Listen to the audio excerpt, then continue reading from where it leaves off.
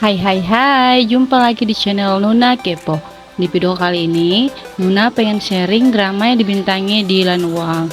Untuk info lebih lengkapnya, yuk langsung saja.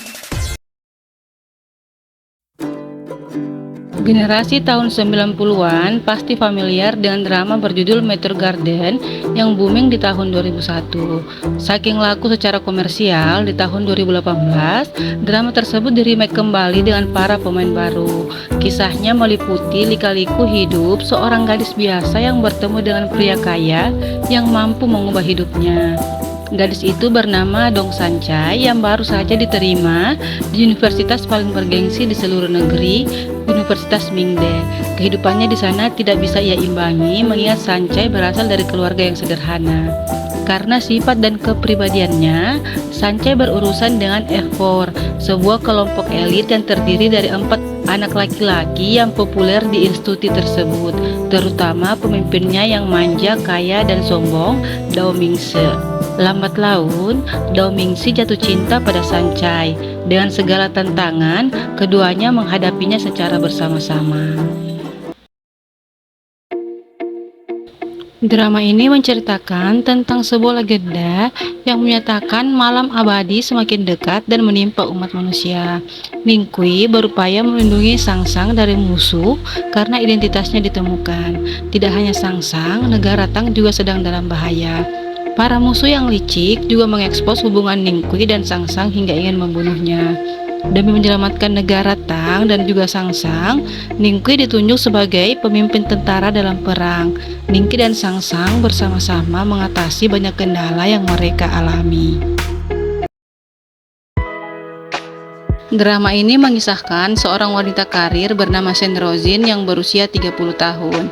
Namun, saat karirnya mulai terancam karena berbagai faktor, ia bertemu dengan juniornya bernama Qi Xiao. Keduanya bukan saja sebagai rekan kerja, melainkan saling menemukan kenyamanan satu sama lain. Berawal dari kedekatan tersebut, hubungan mereka semakin berkembang. Drama ini menyajikan kisah antara seorang raja naga dan pelayan muda yang berjanji untuk menunggu orang yang dicintainya selama 3 generasi kehidupan. Keduanya secara tidak sengaja telah bertemu dan berakhir saling mengasihi. Pertemuan kedua terjadi ketika Liu Xing, seorang pelayan muda, diminta untuk menyelamatkan ular oleh majikannya. Namun siapa sangka jika ular tersebut adalah naga berusia 1000 tahun yang bernama Yu Qilongyan. Yu Qilongyan merasa hidupnya diselamatkan, berniat balas budi pada Liu Ying. Ia pun berjanji akan menikahi Liu Ying. Alhasil, Liu Ying diajak pergi oleh ular yang diselamatkannya itu. Sayangnya, Yu Qilongyan harus berpisah dengan Liu Ying. Namun, ia berjanji akan menemuinya di kehidupan selanjutnya. Setelah penantian panjang, Liu Ying berhasil bereinkarnasi sebagai Gu Qingyan dan mengetahui keberadaan Yu Qilongyan. Namun, apakah keduanya berhasil bersatu kembali? Yuk langsung nonton saja ya. Drama ini bercerita tentang Xiao Lanhua, seorang peri anggrek yang tanpa sadar menghidupkan kembali Don Fang Qinchang, musuh bebuyutannya yang terperangkap di menara Haotian. Hal tersebut membuat mereka bertukar jiwa satu sama lain. Untuk mendapatkan kembali kebebasannya, Don Fang Qinchang ingin mengorbankan jiwa abadi Xiao Lanhua untuk melepas kutukan yang ada di tubuhnya. Dalam prosesnya, iblis yang tak punya perasaan itu justru jatuh cinta pada peri muda yang lembut dan menggemaskan. Drama ini mengisahkan di periode Longhua, Xiao Duo bersekongkol dengan Fu Wang agar membantu dirinya merebut tahta. Sementara itu, Bu Yinlou seharusnya dikubur bersama dengan mendiang kaisar karena ia merupakan dayang.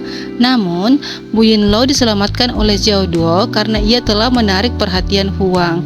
Bu Yinlou pun kemudian tinggal di rumah Xiao dan seiring berjalannya waktu, mereka menjadi lebih dekat. Di drama ini, Dylan Wong berperan sebagai Bai Masui yang merupakan karyawan baru dari perusahaan Gaufa Elektronik.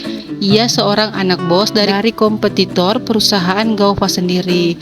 Walaupun terlahir kaya, cowok satu ini tetap ingin memulai karirnya sebagai karyawan biasa.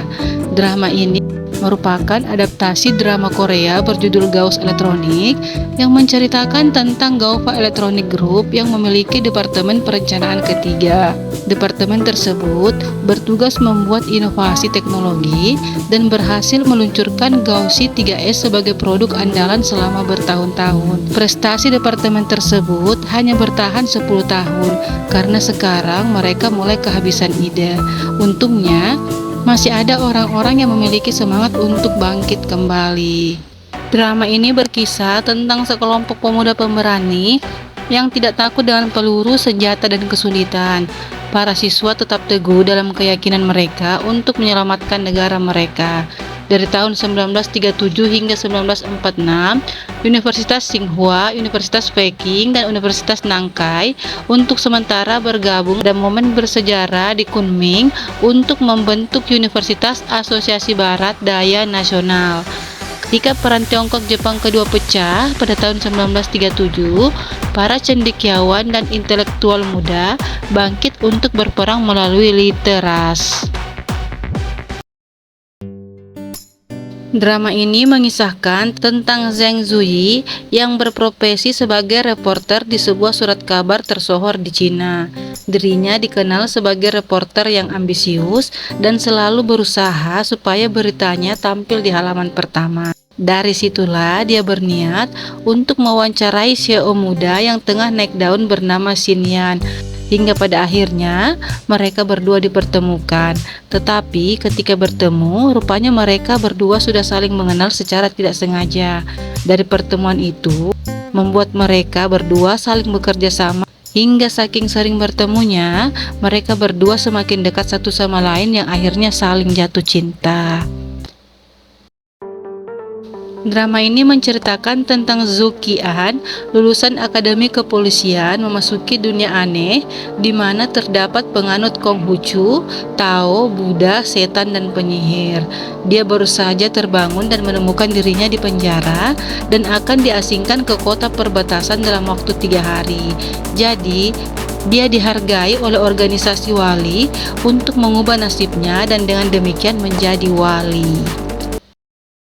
Drama ini berkisah tentang kehilangan misterius seorang ayah dan anak perempuan di pintu masuk lift Yuan Longli pada tahun 1997 yang melibatkan sepasang detektif yang tidak biasa. He Yuan Hang sedang menjalani separuh perubahan karirnya dan mempertimbangkan transisi dalam menjalani kehidupan profesionalnya. Rang Fangzu yang baru lulus kuliah, penasaran dan naif tentang segala hal, menghadapi kasus pertama dalam hidup mereka. Keduanya menggunakan jeep bercat kuning dan ekskavator darurat untuk penyelidikan. Mereka tidak menyangka bahwa ketika mereka menggali lebih dalam, mereka akan mengungkapkan kebenaran yang sangat mempengaruhi kehidupan mereka.